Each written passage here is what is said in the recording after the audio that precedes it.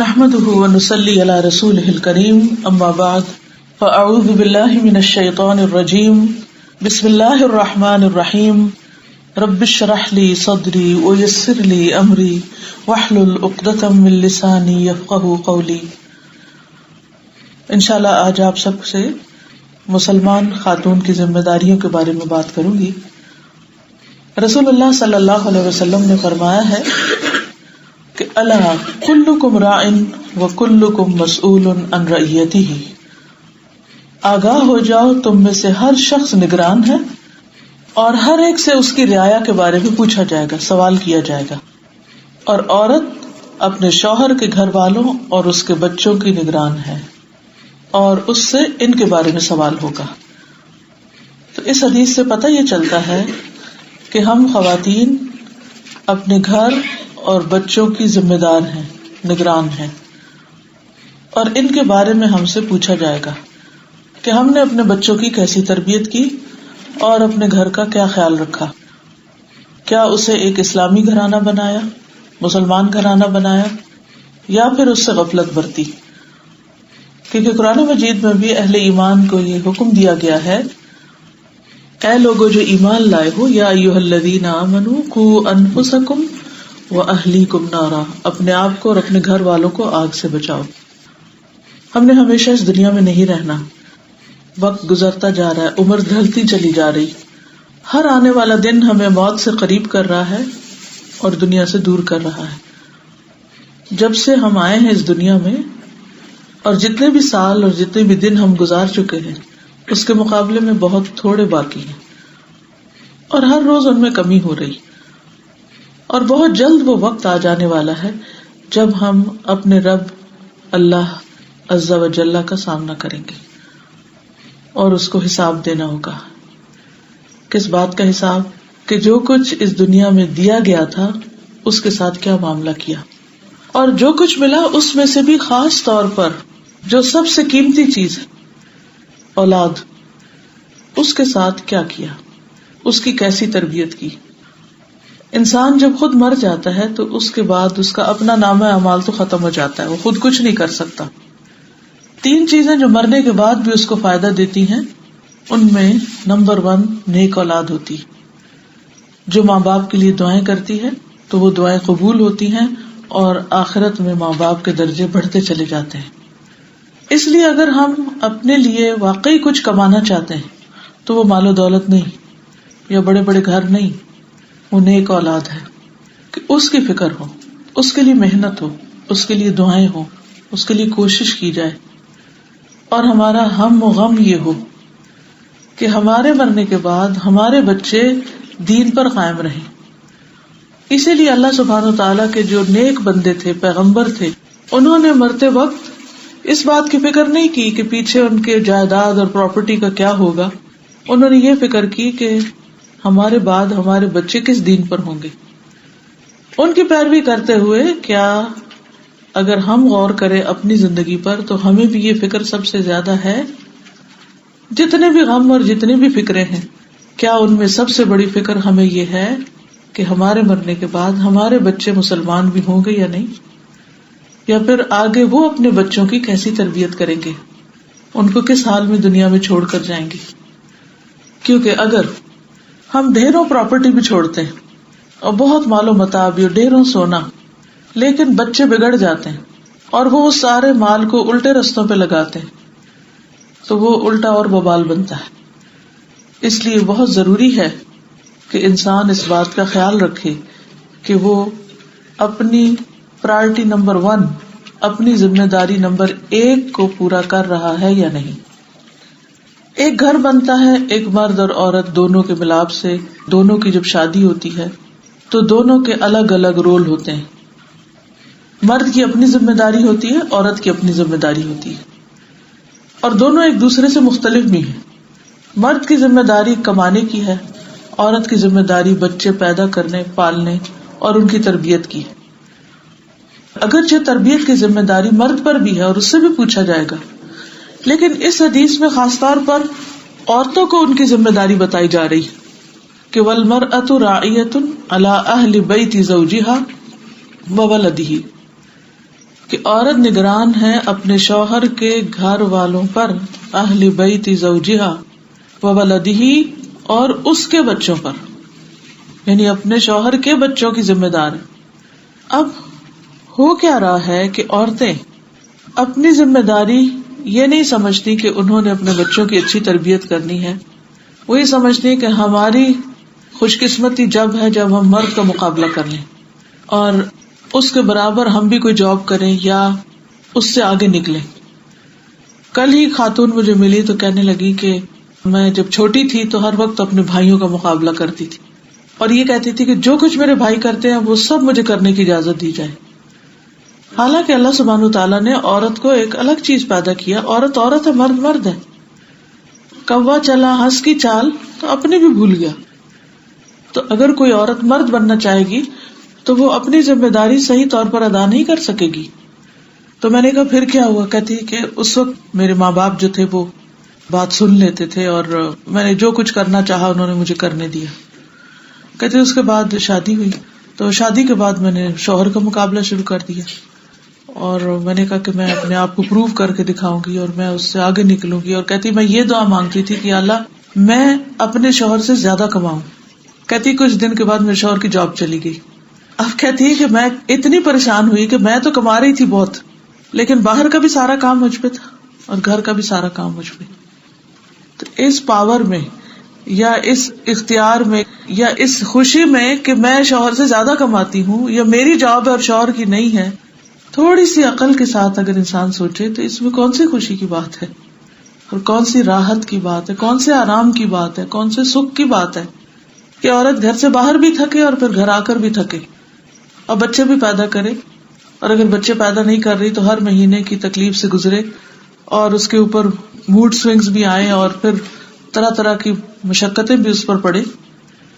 تو یہ کوئی عقل مندی کی بات نہیں ہے کہ عورت مرد کا مقابلہ کرے اور یہ ثابت کرے کہ میں مرد سے زیادہ کماتی ہوں تو میری بات مانی جائے اور مجھے سب کچھ تسلیم کر لیا جائے۔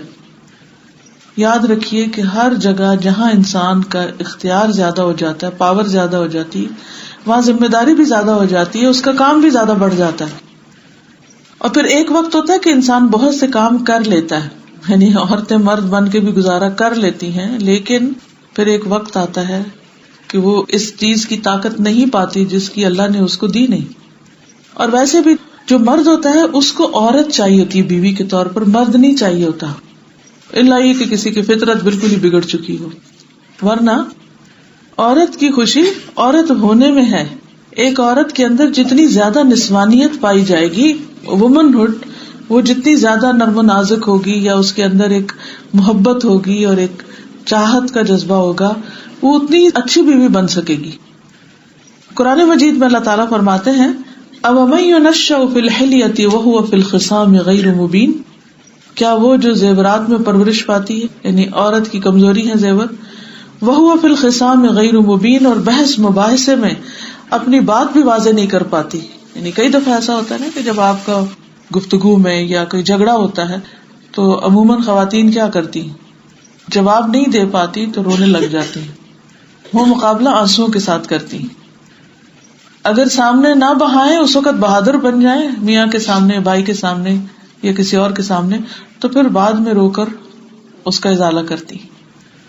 لیکن وہ جو ہوتا ہے نا کہ دلیل کے مقابلے میں دلیل لا کے دوسرے کو دلیل سے مغلوب کرنا، وہ بہت کم عورتوں کے اندر پائی جاتی ہے چیز۔ پھر اسی طرح عورتوں کو نازک آئینے سے تشبیہ دی گئی، اور حقیقت ہے اگر بظاہر وہ بہت اسٹرانگ بھی بنتی ہے تو دل اس کا عموماً شیشے سے بھی نازک ہوتا ہے۔ بڑے سے بڑے عہدے پر پہنچ جائے عورت، چھوٹی سی بات مائنڈ کر جاتی، کہتی میں ٹوٹ گئی ہوں اس سے، اور رونے لگ جاتی ہے اور ساری اس کی بہادری ختم ہو کے رہ جاتی ہے۔ یعنی کہ میں باعث ہوں عورتوں سے، میں خود ایک عورت ہوں۔ میرے ان باتوں کے کہنے کا مطلب یہ ہے کہ ہمیں عورت بن کے ہی رہنا چاہیے، اور بحیثیت عورت جو ہماری ذمہ داریاں ہیں ان کو ادا کرنے میں خوشی محسوس کرنی چاہیے، اور ان چیزوں میں آگے بڑھنا چاہیے جس میں واقعی عورت کی اللہ سبحانہ وتعالیٰ کے ہاں قدردانی ہے۔ اس سلسلے میں آپ دیکھتے ہیں کہ قرآن مجید میں سورۃ الاحزاب کی آیت نمبر 35 میں اللہ سبحانہ وتعالیٰ نے عورت کو جس معاملے میں مرد کے مقابلے کے لیے کہا ہے وہ کیا ہے، وہ اس کا اسلام ہے، ایمان ہے، اطاعت ہے، سچائی ہے، صبر ہے، عاجزی ہے، صدقہ دینا ہے، روزہ رکھنا ہے، اپنے شرمگاہوں کی حفاظت کرنی ہے اور کثرت سے اللہ کا ذکر کرنا ہے. ان چیزوں میں اگر کوئی عورت مرد کے ساتھ برابری میں یا اس سے آگے نکلتی ہے تو اس کا اجر اتنا ہی بڑا ہے. یہ ہے وہ میدان جہاں ترقی کرنی چاہیے. سنیے آیت اللہ سبحانہ وتعالیٰ کا جو یقیناً مسلمان مرد اور مسلمان عورتیں، مومن مرد اور مومن عورتیں، فرما بردار مرد اور فرما بردار عورتیں، سچ بولنے والے مرد اور سچ بولنے والی عورتیں، صبر کرنے والے مرد اور صبر کرنے والی عورتیں، خشوع کرنے والے مرد اور خشوع کرنے والی عورتیں، صدقہ دینے والے مرد اور صدقہ دینے والی عورتیں، روزہ رکھنے والے مرد اور روزہ رکھنے والی عورتیں، اپنی شرمگاہوں کی حفاظت کرنے والے مرد اور شرمگاہوں کی حفاظت کرنے والی عورتیں، اللہ کو کثرت سے یاد کرنے والے مرد اور کثرت سے یاد کرنے والی عورتیں. ان سب کے لیے اللہ نے بخشش اور بہت بڑا اجر تیار کر رکھا ہے. اگر ہم بڑے درجے چاہتے ہیں، بڑا ہونا چاہتے ہیں تو ان کوالٹیز میں بڑے ہوں، اسلام میں پورے کے پورے داخل ہوں، فرما برداری کی حد کر دیں، اپنے ایمان میں اضافہ کریں، اللہ تعالیٰ کی بات ماننے میں آگے نکلے، سچ بولنے میں دوسرے سے آگے ہوں، صبر کرنے میں، خشوع و خضوع اختیار کرنے میں، عاجزی اختیار کرنے میں، صدقہ دینے میں، روزہ رکھنے میں. یہ ہے مقابلے کی راہیں. یہاں دیکھا جائے گا کہ واقعی کون عورت مرد کے مقابلے میں آگے ہے. اور پھر اپنی شرم و حیا کی حفاظت اور کثرت سے اللہ کا ذکر، اٹھتے بیٹھتے چلتے پھرتے. عقل مند لوگ وہ ہیں الذین یذکرون اللہ قیاما وقعودا وعلی جنوبہم ویتفکرون فی خلق السماوات والارض. کون ہے عقل مند؟ جو کھڑے، قیام، قعود، بیٹھے اور لیٹے اللہ کو یاد کرتے رہتے ہیں، ہر حال میں اللہ سبحانہ وتعالیٰ کا ذکر کرتے رہتے ہیں اور کائنات کی تخلیق میں غور و فکر کرتے رہتے ہیں. کیونکہ جتنی بھی نشانیاں ہیں آسمان میں اور زمین میں، یہ سب انسان کو اللہ سبحانہ وتعالیٰ کے قریب کرتی ہے. اس سے انسان کے اندر اللہ تعالیٰ کی محبت پیدا ہوتی ہے. تو وہاں جب ترازو میں یعنی قیامت کے دن میزان میں جب اعمال تولے جائیں گے تو وہ وہی ہوں گے جو دنیا میں ہم نے کیے ہوں گے. جیسے حدیث قدسی میں آتا ہے کہ اے لوگو، یہ تمہارے اعمال ہیں جن کو میں تمہارے لیے گن گن کے رکھ رہا ہوں. ایک ایک چیز کاؤنٹ ہو رہی اور محفوظ کر کے رکھ رہا اور تمہیں اسی طرح لوٹاؤں گا. تو جو کچھ بھی ہم کرتے ہیں وہ اللہ سبحانہ وتعالیٰ کے ہاں محفوظ ہو رہا ہے اور قیامت کے دن واپس دیا جانے والا ہے، ایک نیکی 10 کے برابر کر کے. تو جس چیز میں ہمیں مردوں کا مقابلہ کرنا چاہیے وہ کیا ہے؟ نیکیاں، اچھے کام. لیکن عام طور پر اس معاملے میں ہم یہ دیکھتے ہیں شوہر نماز نہیں پڑھتا تو چلو میں بھی نہیں پڑھتی، اب کیا کرے، گھر کا ماحول ہی نہیں، وہ روزے کے لیے نہیں اٹھتا تو میں کیسے روزہ رکھوں، وہ مجھے کچھ دیتا نہیں صدقہ کرنے کے لیے تو میں کہاں سے صدقہ کروں، وغیرہ وغیرہ.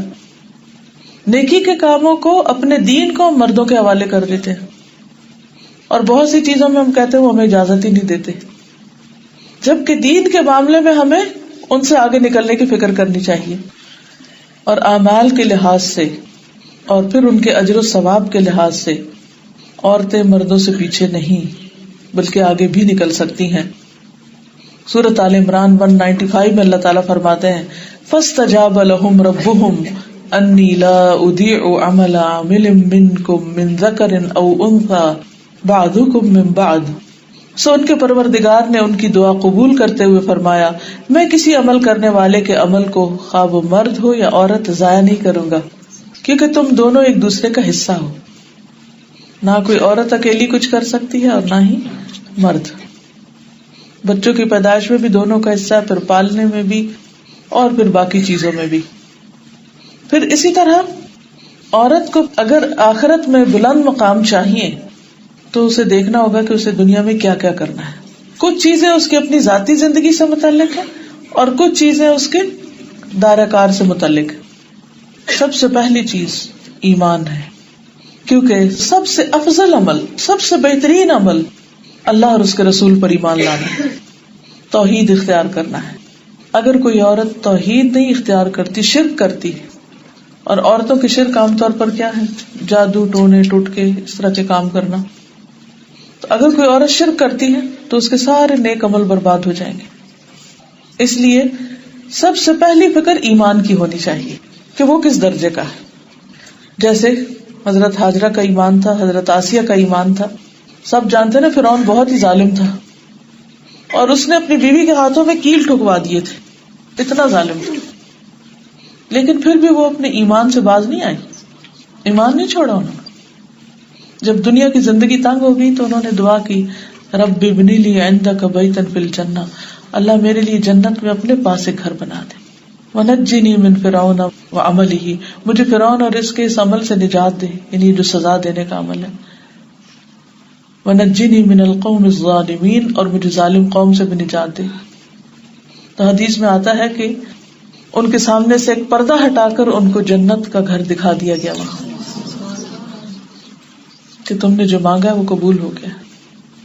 تو اس طرح اللہ سبحانہ و تعالیٰ بندوں کی قدردانی کرتے ہیں. حضرت ہاجرہ ایک دودھ پیتے بچے کو لے کر ایک تپتے صحرا میں, ایک تپتے پہاڑی علاقے میں, جہاں چاروں طرف کوئی سبزہ نہیں تھا, پانی نہیں تھا, کوئی تیسرا انسان نہیں تھا, صرف اللہ کے حکم سے وہاں پر ٹک گئی. ابراہیم علیہ السلام ان کو لے کر آئے اور کہا کہ اب تم لوگ یہاں رہو گے. تو انہوں نے کہا کہ آپ ہمیں کہاں چھوڑ کے جا رہے ہیں, یہ کون سی جگہ ہے؟ سوچئے کبھی آپ کو شوہر آپ کو لے جائے کسی جنگل میں اور کہ تم ادھر رہو میں جا رہا ہوں واپس, تو اس وقت کی کیفیت کیا ہوگی؟ اور ہمارے شوہر تو مسجد جائیں تو ہم بڑبڑانے لگتے ہیں, یہ کیا ہر وقت مسجد مسجد. وہ دین کے کام میں جائیں تو عورتیں ناراض ہونے لگتی ہیں, وہ کسی جاب پر جائیں تو اس پر پریشان کرتی ہیں, میرے لیے تو کوئی ٹائم ہی نہیں. تو یہاں ابراہیم علیہ السلام اللہ کے حکم سے ان کو چھوڑ کے جا رہے ہیں. تو انہوں نے کئی دفعہ یہ سوال دہرایا کہ آپ ہمیں کہاں چھوڑ کے جا رہے ہیں, لیکن ابراہیم علیہ السلام دیکھتے بھی نہیں تھے.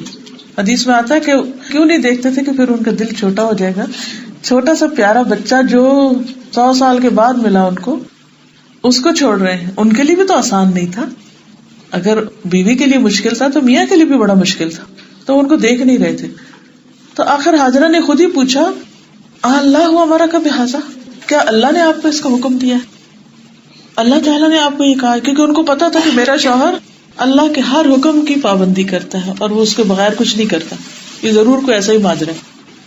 تو ابراہیم علیہ السلام نے فرمایا کہ ہاں اللہ کا حکم ہے. تو اس پر وہ فوراً بول اٹھی, پھر اللہ تعالیٰ ہمیں ضائع نہیں کرے گا. تو وہ واپس آ گئی, پیچھے جا رہی تھی ان کے نا, وہ جب جا رہے تھے پیچھے پیچھے جا رہی تھی, کدھر چھوڑ کے جا رہے ہیں. کتنا جذباتی لمحہ ہوگا, کتنا مشکل وقت ہوگا, کتنے صبر کے ساتھ وہ پیچھے رہی کہ اچھا ٹھیک ہے اللہ کا حکم ہے, ٹھیک ہے ایسے ہی ٹھیک ہے. تو بچے کی قربانی, بیوی کی قربانی, یہ کوئی آسان کام نہیں ہوتا. یہ جدائیاں بہت تکلیف دہ ہوتی ہیں, لیکن اللہ سبحانہ و تعالیٰ کی خاطر بہت آسان بھی ہو جاتی ہیں جب انسان کو پتا ہوتا ہے کہ اس کا ریوارڈ ملنے والا ہے. اور آج آپ دیکھیں کہ ان کا ریوارڈ کتنا بڑا ہے. مکہ وہ جگہ ہے جو دنیا میں سب سے زیادہ آباد ہے, اور جس جگہ وہ اتری تھی یعنی زمزم کا کنواں ہے جہاں پر, وہاں سب سے زیادہ رش ہوتا ہے. کوئی ٹائم ایسا نہیں ہوتا کہ جس میں وہ جگہ خالی ہو جائے, ہر وقت وہاں طواف ہوتا ہے. پھر صحیح کو آپ دیکھیں, صحیح میں کس طرح جب وہاں مرد بھاگ رہے ہوتے ہیں تو میں سوچتی ہوں کہ کس کی پیروی میں بھاگ رہے ہیں. ایک عورت کے پانی کی تلاش میں ایک عورت دوڑ رہی تھی.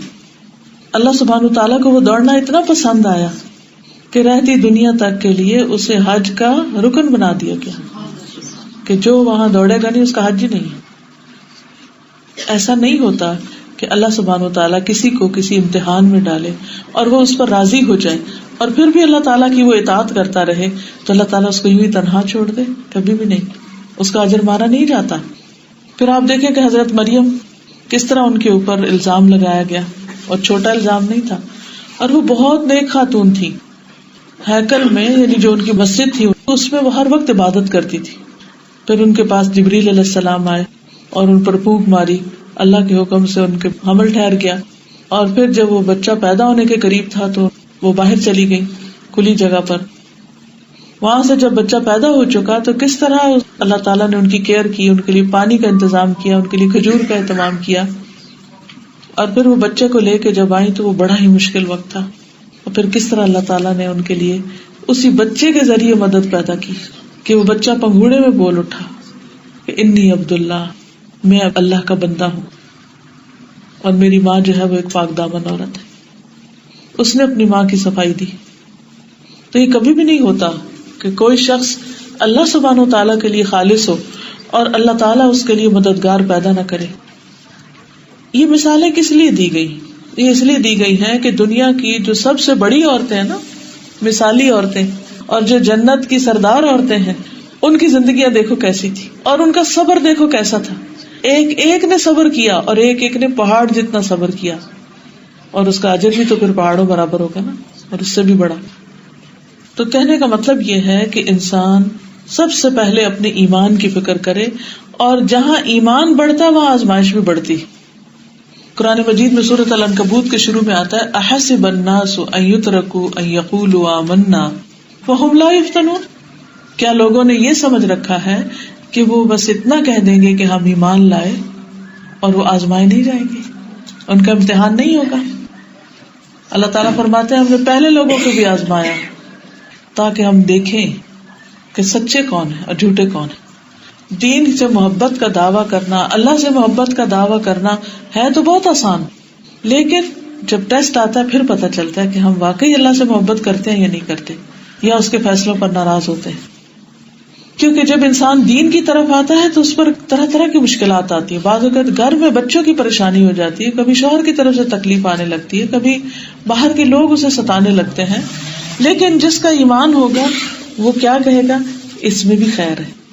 اللہ تعالیٰ اس تکلیف کے ذریعے، اس آزمائش کے ذریعے مجھے اور زیادہ اپنے قریب کرنا چاہتے ہیں. یہ اللہ کی محبت کی علامت ہے، کیونکہ سب سے زیادہ بڑی آزمائش پیغمبروں کی ہوتی ہے، اور پھر جو ان میں سب سے زیادہ اللہ کے قریب ہوتے ہیں. تو جب دین کے راستے پہ چلتے وقت کوئی پریشانی آئے، کوئی تکلیف آئے، کوئی دکھ آئے، دین پہ چلنا مشکل ہو رہا ہو، حجاب کرنا یا بچوں کو اسلامی تعلیم دینا یا کوئی بھی چیز جو آپ دین کے لیے کرتے ہیں، اللہ کے لیے کرتے ہیں، تو اس وقت اگر حالات تنگ ہوں تو اسے چھوڑنا نہیں، اسے جاری رکھنا ہے، کیونکہ آپ اللہ کے لیے کر رہے ہیں، اور اللہ آپ کو تنہا نہیں چھوڑے گا. جب ٹیسٹ گزرے گا تو آپ پہلے سے بھی زیادہ بہتر ہو چکے ہوں گے، آپ کا ایمان بڑھ چکا ہوگا، آپ کا تقویٰ بڑھ چکا ہوگا، اور آپ کے لیے نیکی کے اور زیادہ مواقع کھل جائیں گے. تو اس لیے ہمیشہ اپنے سے بہتر خواتین کی طرف انسان دیکھے. حضرت خدیجہ ہیں، مکہ کی مالدار ترین خاتون. کہتے ہیں کہ جس وقت ان کے تجارتی قافلے واپس آتے تھے، جس میں حضور صلی اللہ علیہ وسلم بھی تشریف لے گئے تھے ان کا بزنس کرنے کے لیے، تو وہ زمین ہلنے لگتی تھی، یعنی اتنا زیادہ سامان لدا ہوا آتا اور اتنا بڑا ان کا کاروان آتا. جب حضور صلی اللہ علیہ وسلم کے ساتھ شادی ہوئی، کہتے ہیں کہ وہ 40 سال کی تھی، اور جتنے بھی بچے ہوئے 40 سال کے بعد پیدا ہوئے، جو حضور صلی اللہ علیہ وسلم سے بچے پیدا ہوئے. ہمارے ہاں تو 20 سال میں پیدا نہیں کرنا چاہتے کہ تھک گئے ہم، یہ بہت تنگ کرتے ہیں، اور ایک ہی بچہ کافی ہے، 2 میکسیمم، بس ختم. کیونکہ مشکل کام ہے نا، عورت کی آزمائش اس کی اولاد، اور اولاد کی تکلیفیں جو وہ پیدائش میں اور حمل میں برداشت کرتی ہے. تو بہرحال ہم دیکھتے ہیں کہ حضرت خدیجہ نے ہمیشہ آپ کا ساتھ دیا. پھر نبی صلی اللہ علیہ وسلم پر جو کیفیات طاری ہونے لگ گئی کہ آپ غور و فکر زیادہ کرنے لگ گئے، بات کم کرتے تھے، غار ہرا کی طرف نکل جاتے تھے. اور غار ہرا آپ میں سے کوئی گیا ہو تو اسے پتا ہے کہ وہ کتنی اونچی جگہ ہے جہاں وہ چڑھتے تھے، اور وہاں کئی کئی دن گزارتے تھے، اور اپنا کھانا پینا ساتھ لے جاتے، ستو اور پانی، پکا وہ کھانا روز نہیں جاتا تھا 3 ٹائم کو.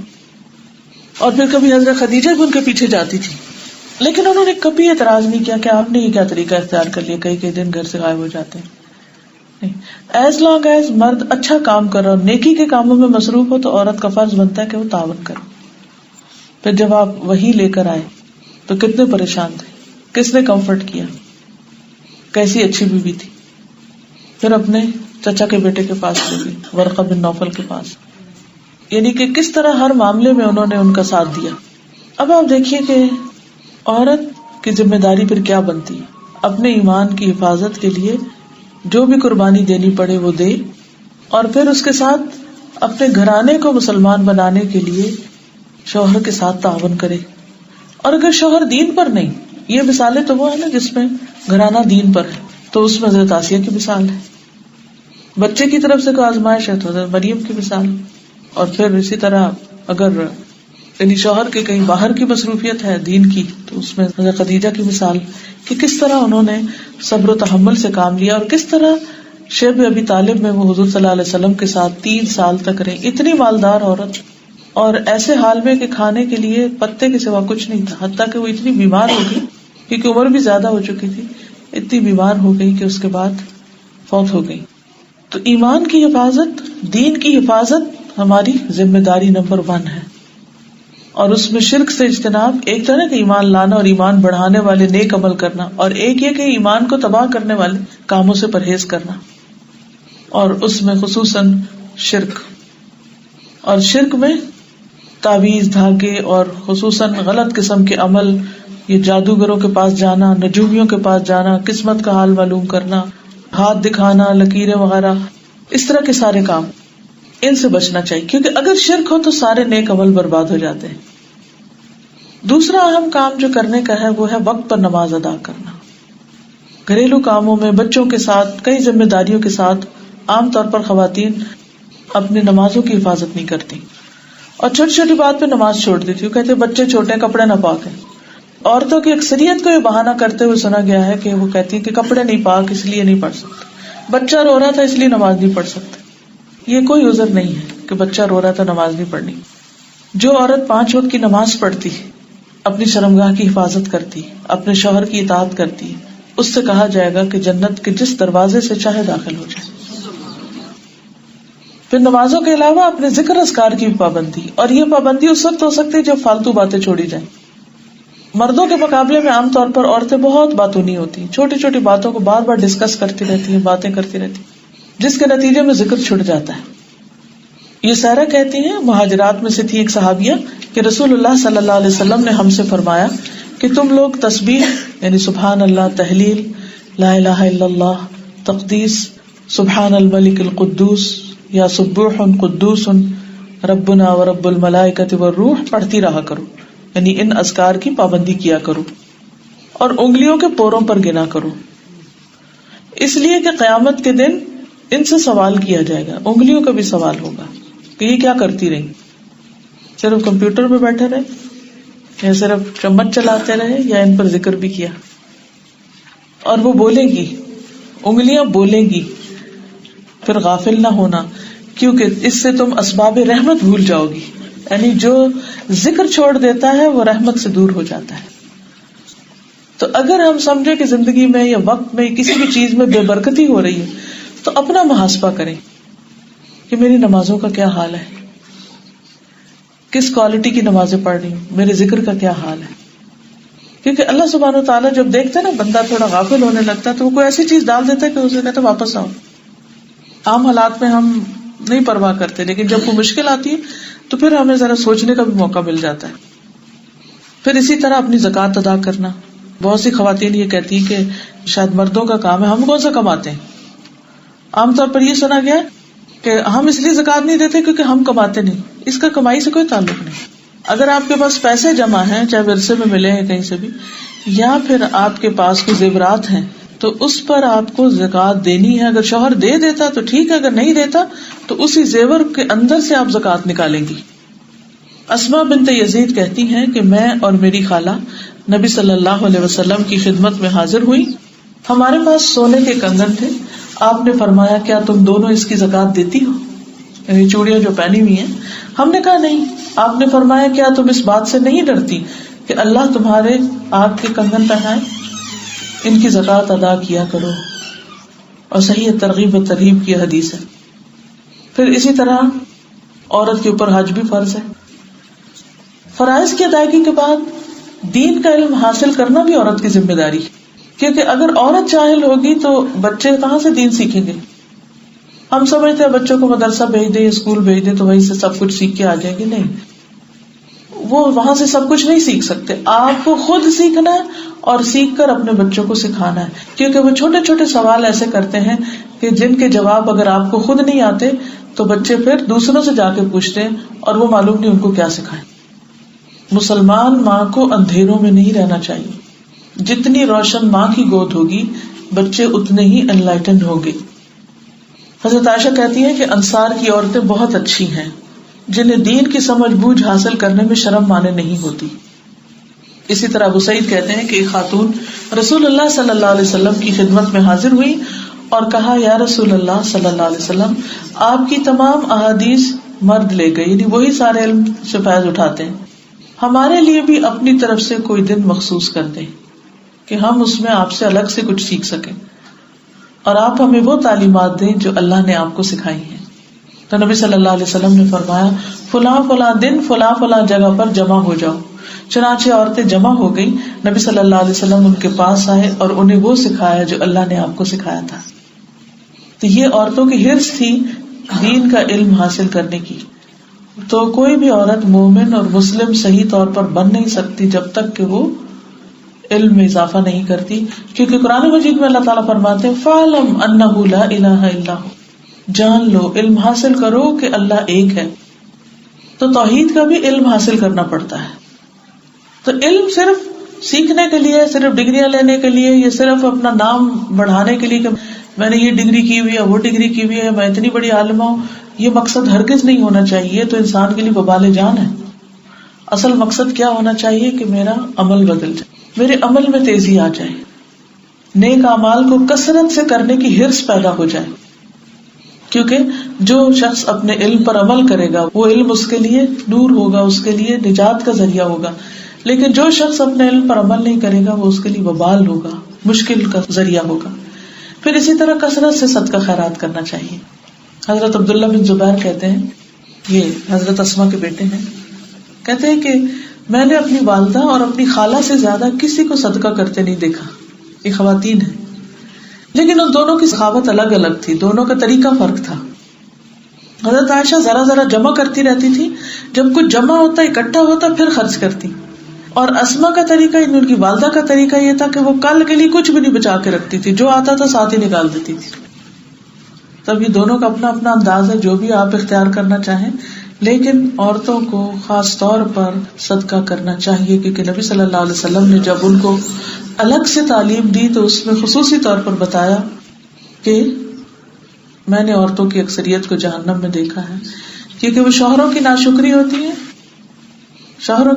ہوتی ہیں اور اس کے علاوہ زبان سے بہت غلط باتیں کرتی ہیں، گالی گلوچ کرتی ہیں، یعنی کہ بہت غلط زبان کا استعمال کرتی ہیں، جیسے بچوں کے ساتھ ادھر ادھر.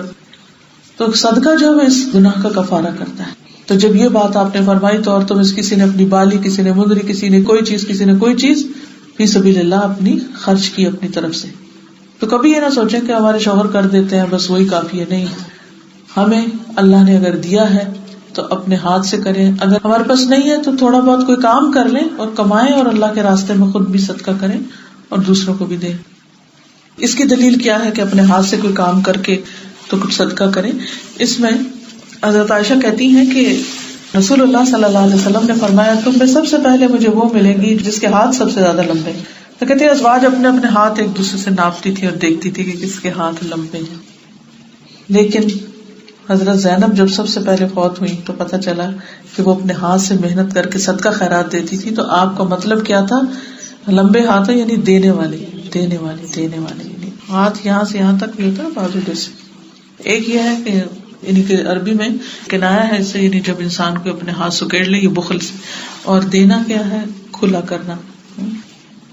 بل یداہ مبسوطتان، جیسے اللہ سبحانہ وتعالیٰ کے بارے میں آتا ہے کہ اس کے دونوں ہاتھ کھلے ہیں، پھیلے ہوئے، دن رات دیتا ہے. جب سے دنیا بنی ہے دے رہا ہے، لیکن اس کے باوجود کچھ بھی کمی نہیں آئی. پھر یہ ہے کہ اپنی زبان کی حفاظت بھی، کچھ ڈوز ہے کچھ ڈونٹس ہے. صدقہ خیرات کرنے کا مطلب یہ نہیں کہ اب ہمیں کھلی چھٹی یا لائسنس مل گیا تو ہم زبان جیسے مرضی استعمال کریں. انسان اگر کسی کو دیتا ہے اور تانا دیتا ہے اس کو یا احسان جتاتا ہے تو وہ عمل ضائع ہو جاتا ہے. اس لیے اس پر احتیاط کرنا ہے کہ اپنے عمل کو ضائع نہیں کرنا. ابو ہریرہ کہتے ہیں کہ ایک آدمی نے عرض کیا، یا رسول اللہ صلی اللہ علیہ وسلم، فلاں عورت کثرت سے نماز، روزہ اور صدقہ کرنے میں مشہور ہے، لیکن وہ اپنی زبان سے پڑوسیوں کو ستاتی ہے. فرمایا وہ جہنمی ہے. یعنی ایمان بھی ہے، نماز روزہ بھی ہے، صدقہ بھی ہے، سب کچھ ہے، لیکن زبان کا غلط استعمال ہے، زبان میں احتیاط نہیں تو سب کچھ برباد. اور خصوصاً جو شوہر کے ساتھ بدتمیزی ہے یا بچوں کے ساتھ غلط باتیں ہیں یا گالی گلوچ ہے، یہ ساری چیزیں لکھی جاتی ہیں. یہ نہیں ہم جسٹیفائی کر سکتے کیونکہ یہ سب تنگ کرتے ہیں ہمیں تو اس لیے ہمیں چھٹی ہے جو مرضی کہیں. نہیں، یہی تو مواقع ہوتے ہیں صبر کے. ہر ایک کی آزمائش فرق ہوتی ہے نا. تو عورت کی آزمائش زبان کو کنٹرول کرنا ہے. پھر اسی طرح صرف یہ نہیں کہ غصے میں بلکہ غم میں بھی عورتیں بعض اوقات حد سے بڑھ جاتی ہیں. کوئی فوت ہو جائے، کوئی مرضی کے خلاف چیز ہو جائے، آنسو بہ جائے تو کوئی بات نہیں، لیکن آنسو کے ساتھ چیخنا چلانا، کپڑے پھاڑنا، چیزیں توڑنا، برتن دروازے مارنا، یہ سب چیزیں ناحق ہیں، ان کی اجازت نہیں ہے. اسی طرح اگر بچے کی وفات پر عورت نوحہ کرتی ہے، یعنی کہ اپنے منہ پہ مارتی ہے، بال نوچتی ہے، فرمایا اگر نوحہ کرنے والی عورت مرنے سے پہلے توبہ نہیں کرے گی تو قیامت کے دن اس حال میں کھڑی ہوگی کہ اس پر گندھک کا کرتا اور زم کی چادر ہوتی ہے. ایک اور جگہ پر خارش کے کرتے کی بات آتی ہے، یعنی آخرت میں اس کے لیے بہت سخت تکلیف ہوگی. تو اس لیے کسی کی بھی وفات ہو، چاہے باپ کی ہو، چاہے بیٹے کی ہو یا کسی اور کی، نوحہ نہیں کرنا.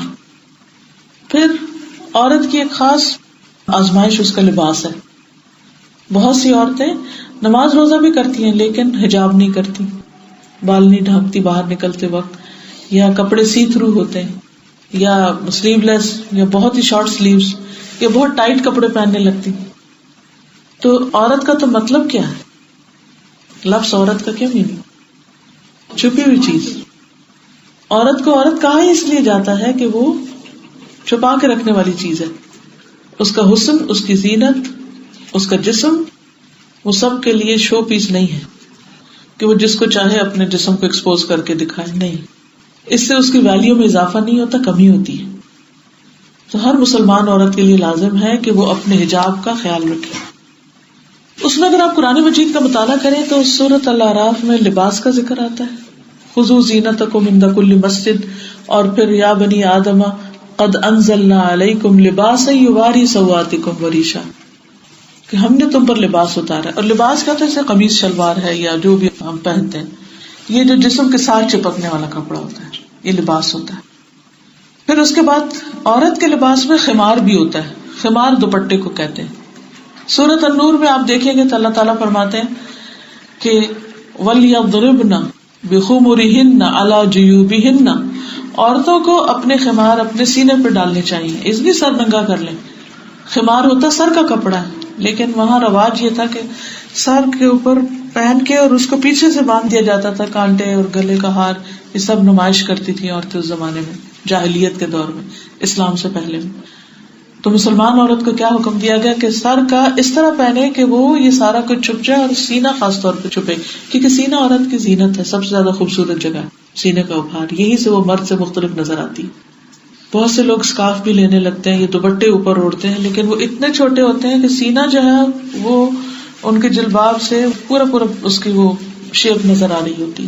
تو اس کی رخصت نہیں ہے، اس پہ پوچھ ہوگی. تو سینہ ڈھانکنے کا حکم ہے قرآن مجید میں. پھر تیسری چیز جو ہے جلباب ہے، جو سورۃ الاحزاب میں آتا ہے، جس کا حکم یا ایھا النبی قل لازواجک وبناتک ونساء المؤمنین یدنین علیہن من جلابیبہن. اے نبی صلی اللہ علیہ وسلم، آپ اپنی بیویوں کو، اپنی بیٹیوں کو اور ساری مومن عورتوں کو کہہ دیجئے کہ وہ اپنے اوپر سے اپنے چادریں ڈال لیں. یعنی جب گھر سے باہر نکلے تو باہر نکلنے کا ڈریس اور ہو، اور وہ کیا ہے؟ جلباب. جلباب کہتے ہیں لمبی چادر کو، جیسے گاؤں وغیرہ میں عورتیں اب بھی کھلی چادریں لیتی. تو یہ جو گاؤن بنوایا جاتا ہے یہ بھی بیسیکلی ہے چادر، لیکن اس کو سہولت کے لیے سی لیا جاتا ہے، لیکن وہ بھی نیچے تک لمبا ہوتا ہے. جلباب کا مطلب لمبا کپڑا. تو یہ گھر سے باہر نکلنے کے لیے اس کو پہننا ہوتا ہے، یعنی گھر کے ڈریس میں عورت باہر نہ نکلے. پھر اسی طرح لباس ڈھیلا بھی ہو، تنگ نہ ہو. لباس کے اندر ایسی خوبصورتی نہ ہو کہ جو دوسروں کو اپنی طرف مائل کرے. ابو ہریرہ کہتے ہیں رسول اللہ صلی اللہ علیہ وسلم نے فرمایا، جہنمیوں کی 2 قسمیں میں نے ابھی تک نہیں دیکھی. ان میں ایک وہ لوگ ہیں جن کے پاس بیل کی دم کی طرح کے کوڑے ہوں گے جس سے وہ لوگوں کو ماریں گے. دوسری قسم ان عورتوں کی ہے جو کپڑے پہننے کے باوجود ننگی ہوں گی، یا تو ٹائٹ یا سی تھرو. وہ خود مائل ہونے والی، یعنی مردوں کے پیچھے جانے والی ہیں اور دوسروں کو مائل کرنے والی ہیں، دوسروں کو اٹریکٹ کرنے والی اپنی طرف، چاہے وہ مرد ہو یا عورتیں. عورتیں اس سینس میں کہ بعض اوقات عورتیں عورتوں سے ایسی محبت کرنے لگتی ہیں جیسے مردوں سے محبت کی جاتی ہے، یعنی کو اپنے شوہر سے محبت کرے. تو یہ بھی فتنہ کہاں سے اٹھتا ہے کہ جیسے عورتوں کی طرف، یعنی عورتوں کے لباس کی وجہ سے یا ان کے ایسی بیوٹی کی وجہ سے ان کی طرف مائل ہو جانا اور اپنا دین ایمان گھر بار سب کچھ بھول جانا، تو یہ بھی درست نہیں ہے. فرمایا ان کے سر بختی اونٹ کے کوہان کی طرح ٹیڑھے ہوئے، سر جو ہے اس کے اوپر کوہان سا اٹھا ہوا.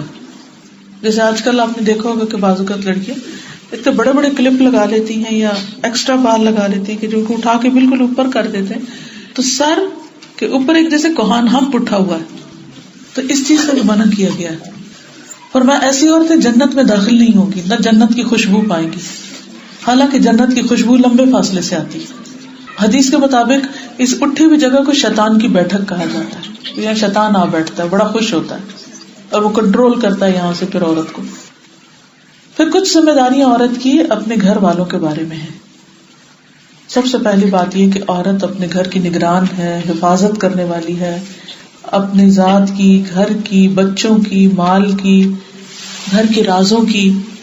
فالصالحات قانتات حافظات للغیب بما حفظ اللہ. نیک عورتیں وہ ہیں جو شوہروں کی فرما بردار ہیں، ان کی عدم موجودگی میں اللہ کی حفاظت اور نگرانی میں ان کے حقوق کی حفاظت کرتی. یعنی شوہر جب گھر پر نہیں ہوتا تو وہ اس طرح کیئر لیس نہیں ہوتی کہ کوئی بات نہیں، وہ اسی طرح حفاظت کرتی اور کیئرفل ہوتی جیسے شوہر گھر میں ہو تو وہ کیئرفل ہو. پھر اسی طرح شوہر کا حق دیتی. بعض اوقات عورتیں نماز، روزہ، حج، زکوٰۃ، دین سب کچھ کر رہی ہوتی ہیں لیکن وہ شوہر کا حق نہیں دیتی، یعنی جو شادی کا مقصد ہے. اور یہ بھی بہت خطرناک ٹرینڈ ہے. معاذ بن جبل سے روایت ہے، اللہ کے نبی صلی اللہ علیہ وسلم نے فرمایا، عورت اس وقت تک ایمان کی حلاوت نہیں پا سکتی جب تک اپنے شوہر کا حق ادا نہیں کرتی. جب تک وہ شوہر کا حق نہیں دیتی تو اس کے اندر وہ ایمان ہی اس کا مکمل نہیں ہوتا، اس کا لطف ہی نہیں آتا. پھر اسی طرح شوہر کی بات ماننا، معروف میں، نیکی کے کام میں، صحیح بات میں. غلط بات نہیں ماننی چاہیے جو اللہ کی نافرمانی کا حکم ہے، لیکن جو باتیں وہ ٹھیک کہتا ہو لیکن آپ کی مرضی کے خلاف ہے تو بھی اس کو مان لینا چاہیے. ابو ہریرہ کہتے ہیں کہ عرض کیا گیا بہترین عورت کون سی ہے؟ فرمایا وہ عورت جب اس کا شوہر اس کی طرف دیکھے تو اسے خوش کر دے، جب کسی بات کا حکم دے تو اس کی اطاعت کرے. نیز عورت کی جان اور مال کے معاملے میں شوہر جس چیز کو ناپسند کرے وہ اس کی مخالفت نہ کرے. یہ شوہر کا حق ہے کیونکہ اللہ نے اس کو قوام بنایا، گھر کا ذمہ دار بنایا. اسی طرح آپ نے فرمایا 2 قسم کے لوگ ہیں جن کی نمازیں ان کے سر سے اوپر نہیں جاتی. ایک غلام جو مالک سے بھاگ جائے اور حتیٰ کہ واپس آ جائے، اور دوسرے وہ عورت جو شوہر کی نافرمانی سے رجوع کر لے. اللہ یہ کہ وہ غلط کام کرنے کو کہے تو پھر وہ نہ مانے تو اور بات ہے. پھر اسی طرح شوہر کی خدمت کرنا، اس کا خیال رکھنا. حسین بن محسن سے روایت ہے، ان کی پھوپھی کسی کام کے سلسلے میں نبی صلی اللہ علیہ وسلم کے پاس تشریف لائی، یعنی حاضر ہوئی. آپ نے ان کا کام کیا اور پوچھا کیا تم شادی شدہ ہو؟ انہوں نے عرض کیا جی ہاں. پھر آپ نے پوچھا تمہارا اپنے شوہر کے ساتھ کیسا رویہ ہے؟ انہوں نے عرض کیا میں نے کبھی ان کی اطاعت اور خدمت میں کوئی کسر نہیں چھوڑی سوائے اس چیز کے جو میرے بس میں نہ ہو، تو میں ان کو پورا خیال رکھتی ہوں. آپ نے فرمایا دیکھ لو تمہارا اس کی نظر میں کیا مقام ہے، کیونکہ وہی تمہاری جنت وہی تمہاری جہنم ہے. یعنی شوہر کے ساتھ نیکی اور درست کام میں تعاون کرنا، اس کا خیال رکھنا، یہ جنت میں لے جانے والی چیزوں سے. پھر گھر کے بارے میں خاص ذمہ داریاں کہ عورت اپنے گھر میں کسی ایسے بندے کو نہ آنے دے شوہر کو جس کا آنا پسند نہ ہو. پھر اپنے حیا کو قائم رکھنا، شوہر کے مال کی حفاظت کرنا، یعنی اس کی مرضی سے پیسہ خرچ کرنا. جتنا اس نے اجازت دے رکھی ہے کہ یہ تمہارا جیب خرچ ہے اس میں انسان جو کرے، لیکن یہ نہیں کہ اصل مال میں سے اس کو بتائے بغیر کوئی وہ چیز گھر میں لایا اور اسے بتائے بغیر ہی وہ کسی اور کو صدقہ کر دے، تو اس کی اجازت نہیں.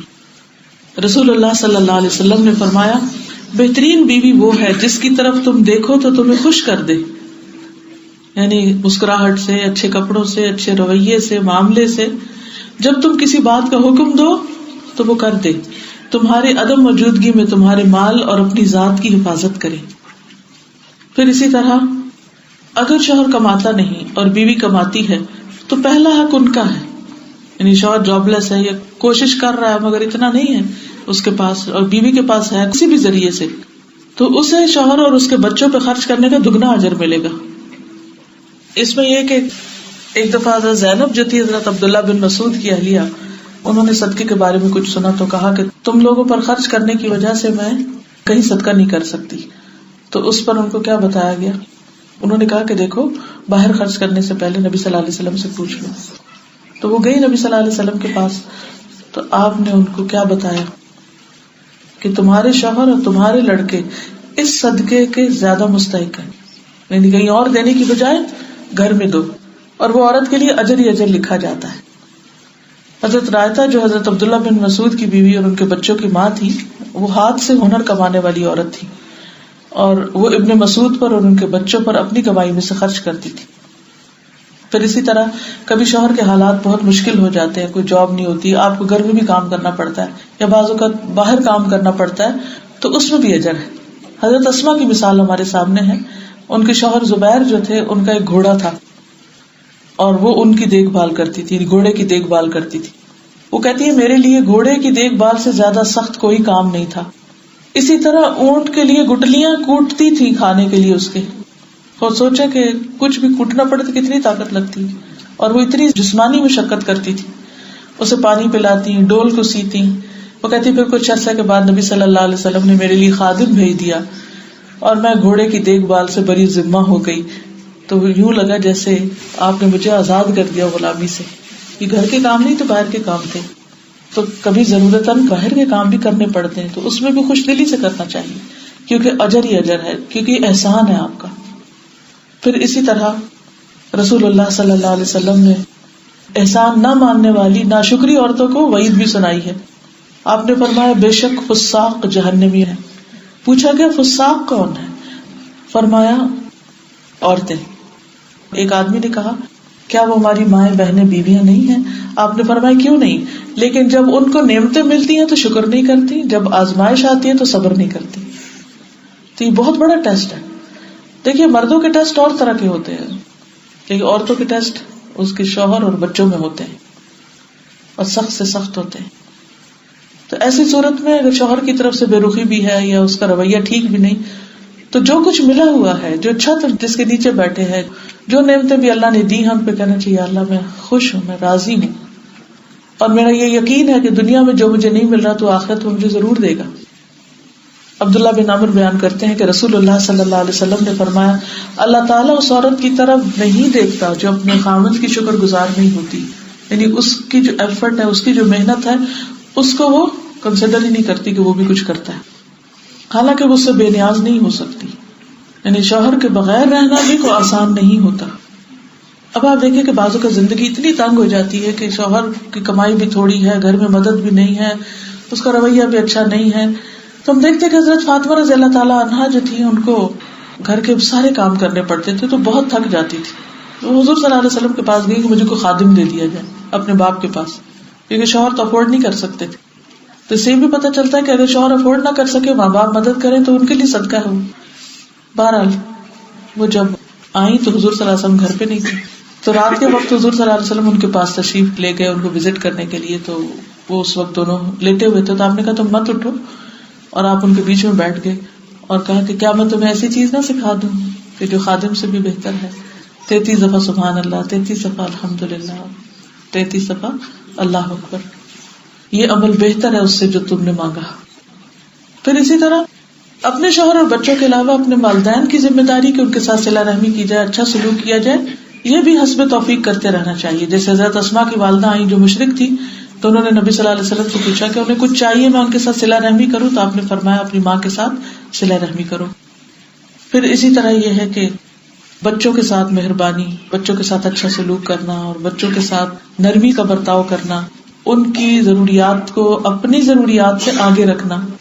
پھر اسی طرح ان کی تربیت چاہے خود کریں یا کہیں تربیت کا انتظام کریں. جیسے حضرت انس رضی اللہ تعالیٰ عنہ تھے، تو وہ 10 سال کے تھے جب ان کی والدہ ان کو نبی صلی اللہ علیہ وسلم کے پاس چھوڑ آئی تھی، اور وہ کہتے ہیں کہ میری نانی، خالہ سب مجھے مسلسل تاکید کرتی کہ حضور صلی اللہ علیہ وسلم کی خدمت کرو. تو 10 سال میں نے حضور صلی اللہ علیہ وسلم کی خدمت کی. جب آپ کی وفات ہوئی تو میں 20 سال کا تھا. تو یہ بھی تربیت کا ایک انداز ہے. کئی دفعہ آپ خود کرتے ہیں, کئی دفعہ بچوں کو ایسی جگہ پہ چھوڑتے ہیں جہاں مشقت ہو, محنت ہو, لیکن وہ کچھ سیکھ رہے ہوں. پھر بچوں کے معاملات پہ نظر رکھنا کہ وہ نماز پڑھ رہے ہیں یا نہیں, وہ کوئی جھوٹ تو نہیں بول رہے, کوئی چوری کی عادت تو نہیں ان کو پڑ رہی, ان کے ذہن میں کیا سوال ہیں, اسکول سے کیا سیکھ کر آئے ہیں, ان کو کوالٹی ٹائم دینا, ان کے ساتھ بیٹھنا, ان سے باتیں کرنا. پھر اسی طرح عورت کی ذمہ داری یہ بھی ہے کہ وہ گھر, والدین, بچوں ان سے فارغ ہو کر وہ معاشرے کی بھی ذمہ داری ادا کرے, امر بالمعروف اور نہی عن المنکر کرے. قرآن مجید سورۃ التوبہ میں آیت نمبر 71 میں اللہ تعالیٰ فرماتے ہیں والمؤمنون والمؤمنات بعضهم اولیاء بعض یأمرون بالمعروف وینہون عن المنکر ویقیمون الصلاة ویؤتون الزکاة ویطیعون اللہ ورسولہ اولئک سیرحمہم اللہ ان اللہ عزیز حکیم. مومن مرد اور مومن عورتیں ان کے بعض کے دوست ہیں, نیکی کا حکم دیتے ہیں, برائی سے منع کرتے ہیں. یہاں عورتوں کا بھی ذکر ہے کہ وہ نیکی کا حکم دیں, برائی سے روکیں, یعنی دین کی تعلیم خود بھی حاصل کریں, دوسروں کو بھی سکھائیں. نماز قائم کرتے ہیں, زکوٰۃ دیتے ہیں, اللہ اور اس کے رسول کا حکم مانتے ہیں. یہی لوگ ہیں جن پر اللہ ضرور رحم کرے گا, یعنی ایمان, عبادت کے علاوہ دوسروں کے ساتھ خیر خواہی. بے شک اللہ سب پر غالب اور کمال حکمت والا ہے. ازواج مطہرات کو بھی اللہ تعالیٰ نے حکم دیا قرآن مجید میں کہ وہ کیا کریں, صرف گھر کے کام کاج نہیں بلکہ وہ ان کے گھروں میں جو بھی دین کا علم ہے اسے وہ دوسروں تک بھی پہنچائیں. سورۃ الاحزاب کی آیت نمبر 34 میں اللہ اور اپنے گھروں میں ٹکی رہو, اپنے گھروں میں ٹکی رہو. ازواج مطہرات سے کہا جا رہا ہے. اور پہلی جاہلیت کے زیب و زینت ظاہر کرنے کی طرح زینت ظاہر نہ کرو, نہیں لوگوں کو اپنا حسن مت دکھاؤ, اور نماز قائم کرو اور زکوٰۃ دو اور اللہ اور اس کے رسول کا حکم مانو. اللہ تو یہی چاہتا ہے کہ تم سے گندگی دور کر دے. یعنی یہ حکم جو پردے کا ہے یہ کس لیے ہے, تاکہ اوروں کی نجاستیں, بری نظریں تم پر نہ پڑیں, اور تمہیں پاک کر دے, خوب پاک کرنا. اور تمہارے گھروں میں اللہ کی جن آیات اور حکمت کی باتوں کی تلاوت کی جاتی ہے, جو کچھ بھی قرآن و حدیث میں سے پڑھا جاتا ہے انہیں یاد کرو, اس کا ذکر کرو. بے شک اللہ ہمیشہ سے نہایت باریک بین, پوری خبر رکھنے والا. تو ازواج مطہرات کو پردے کا حکم بھی دیا گیا, لیکن اس کے ساتھ ساتھ دین کی تعلیم دینے کا بھی. تو ہم مسلمان عورتوں کے اوپر ذمہ داری کہ صرف اپنے بچوں کی فکر نہ کریں, یہ صرف اپنے گھر کی عورتوں کی نہیں, ان عورتوں کی بھی جن کے پاس سیکھنے کا کوئی طریقہ نہیں, کوئی سلسلہ نہیں. پھر خدمت خلق کے کام. ام عطیہ انصاریہ کہتی ہیں کہ میں نے رسول اللہ صلی اللہ علیہ وسلم کے ساتھ 7 غزوات میں حصہ لیا, 7 جنگوں میں میں ساتھ گئی. میں خیموں میں رہ کے مجاہدین کے لیے کھانا تیار کرتی تھی. پھر اسی طرح حضرت رفیدہ جو تھی وہ طب میں ماہر تھی. ربیہ کہتے ہیں کہ ہم جہاد میں جاتی, پانی پلاتی, زخمیوں کا علاج کرتی, زخمیوں اور مقتولوں کو اٹھا کر مدینہ لاتی. اور حضرت سعد کو جب غزوہ خندق میں بازو کی رگ پہ زخم آیا اور ان کی حالت خراب ہوئی تو انہیں ایک عورت کے ہاں پہنچا دیا گیا جن کا نام رفیدہ تھا, اور ان کا خیمہ مسجد نبی سے باہر تھا اور وہ زخمیوں کا علاج کرتی تھی.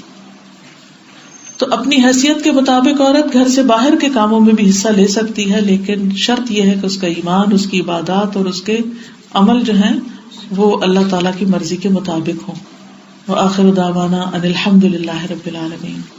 سبحانک اللہم وبحمدک اشہد ان لا الہ الا انت استغفرک واتوب الیک. السلام علیکم ورحمۃ اللہ وبرکاتہ.